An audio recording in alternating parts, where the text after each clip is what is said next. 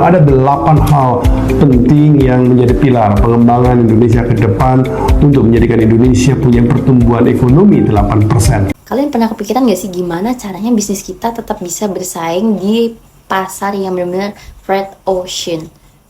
Jadi ada satu konsep yaitu entrepreneurship age yang bisa jadi game changer buat kita.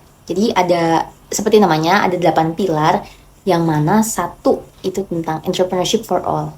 Kita pengen kan semua orang itu terlibat dalam berwirausaha, banyak ide, inovasi baru dan lain sebagainya. Dan yang kedua, creative entrepreneurship. Kreativitas itu penting, terutama buat kita yang baru mulai. Nah, dengan ide unik kita itu bisa banget bersaing meskipun modal terbatas. Yang ketiga, digital entrepreneurship. Di era digital yang sekarang ini kan, entrepreneurship itu kan bukan soal go online, tapi juga gimana cara kita bisa menjangkau lebih banyak orang. Lanjut ke reindustrialization entrepreneurship.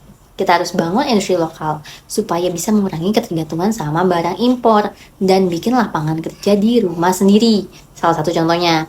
Dan next ke global entrepreneurship. Jangan hanya lihat pasar lokal, ini yang paling utama. Kita itu perlu banget buat nembus nih ke pasar internasional juga. Karena peluangnya kan gede banget ya. Dan yang keenam itu competitive entrepreneurship. Setelah kita mulai bisnis, tantangannya itu cuma satu, bersaing. Kita itu harus inovatif, harus bisa ambil resiko dan buat strategi yang unik dan brand image yang benar-benar jarang dipakai sama orang. Yang ketujuh, corporate entrepreneurship. Meski kita masih kecil, punya mindset wirausaha di tim itu penting banget.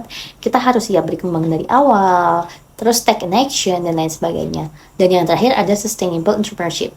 Ini tentang bikin bisnis yang bukan hanya cuan, tapi juga bermanfaat nih untuk lingkungan dan masyarakat sekitar. Jadi menurutku tuh pilar-pilar ini tuh pas banget dengan kondisi kita sekarang. Kalau kita bisa terapin, bukan cuma bisnis yang tumbuh, tapi juga dampak positif untuk sekitar. Jadi wirausaha itu bukan sekedar cari untung ya, tapi juga tentang membuat perubahan. Jadi menurut kalian, siap gak sih untuk nerapin entrepreneurship 8 ini dalam bisnis kalian salah satunya? Coba deh, just comment down below and this is Genji Super Genji, salam explore.